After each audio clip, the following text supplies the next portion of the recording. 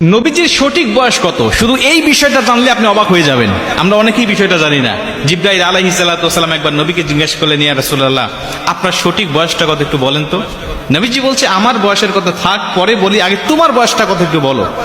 জিবরাইল আলাইহিস সালাতু ওয়াস সালাম তিনি বলছেন, ইয়া রাসূলুল্লাহ, সঠিক করে আন্দাজ আমি বলতে পারবো না, নির্ধারিত করে বলতে পারবো না যে আমার বয়সটা কত, তবে একটা ঘটনা যদি আপনাকে আমি বলি তাহলে আপনি আন্দাজ করে নিতে পারবেন যে আমার বয়সটা কত। নবীজি বলছে, বলো তো দেখি তুমি কোন ঘটনা শোনাতে চাও। তিনি বলছে, ইয়া রাসূলুল্লাহ, আল্লাহ রাব্বুল আলামিন আরশে আজিমের নিকট একটা তারা উদিত হতো। আমি জন্মের পর পরে দেখেছি সেই তারাটা উঠতো, আর একবার উদিত হলে এই তারাটা ৭০,০০০ বছর পর্যন্ত উদিত থাকতো, এ অস্ত যেত না। আবার ৭০,০০০ বছর পরে যখন অস্ত যেত, এই অস্তবিত হওয়ার পরে সে ৭০,০০০ বছর পর্যন্ত অস্তবিত থাকতো, সে উদিত হতো না।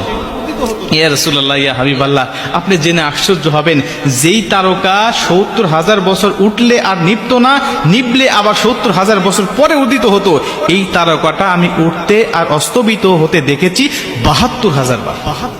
আমরা অনেকেই এই ঘটনা শুনলে পরে অবাক হয়ে যেতাম, আরে তাহলে এত বয়স তার, জিবরাইল আলাইহিস সালাতু ওয়াস সালামের এত বয়স, যে ৭০,০০০ বছর পর যেই তারকা উদিত হয়, আবার ৭০,০০০ বছর পরে যেই তারকা অস্তবিত যায়, এই তারকা নাকি উদিত হতে আর অস্তবিত যেতে সে দেখেছে ৭২,০০০ বার। তাহলে কত লক্ষ হাজার বছর বয়স তার।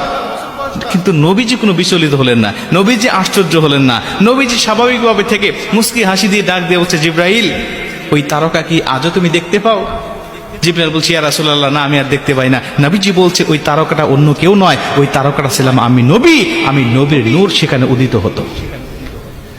মুসলমান ভাইরা,